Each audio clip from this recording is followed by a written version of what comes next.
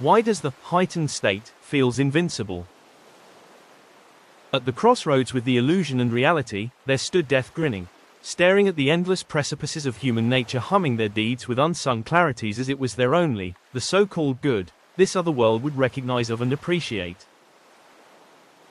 At the crossroads with delusion and dexterity, the life stood facing death, telling its story of continuity as an excuse for existence with mere conflicts, where its only hope was to stay on course to a place that was merely a metaphor or a wait, to an end. Here there's the darkness, on closing one's eyes in the room without an illumination, a sense of insecurity creeping in the heart, while physically locking everything out yet psychologically not being able to feel safe.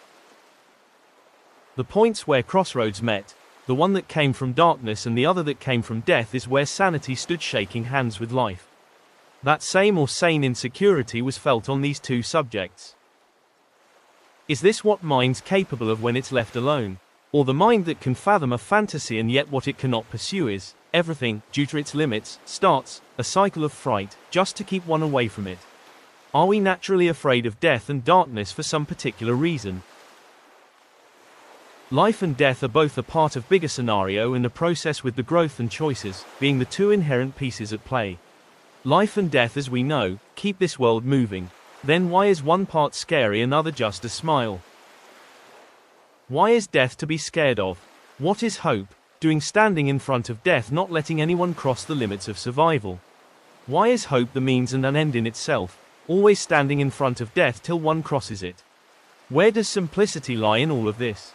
Where does the term salvation or emancipation fit into this?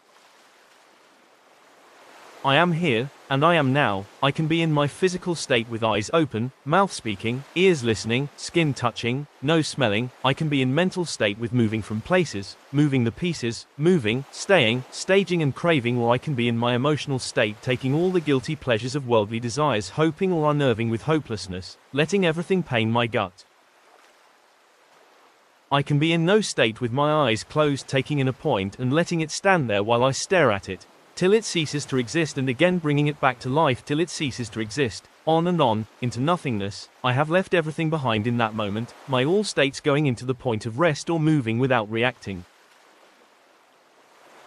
I stand there in the sitting position, I sit there without a muscle movement. I am at the Arctic taking in the cold air, I am at Himalayas feeling the cold breeze, I am in the waters feeling the rush in my legs and my hands feeling cold all at once, without moving a muscle. I have exhausted my spirit, and maybe at the crossroads of the life, death, darkness, there's a route to spirituality through the nothingness, a path to emancipation where physical, mental and emotional states are heightened to be one and yet distinct, to be everywhere and yet nowhere, where mind wants to be and yet bereft, to feel full and yet be empty, to play with the joys of everything, to eternity. There I breathe into the nothingness of invincibility beyond ideas, ideologies, pain, suffering, hurt, hope. I walk through the void, into the other side where mind relinquishes and spirit takes over the soul.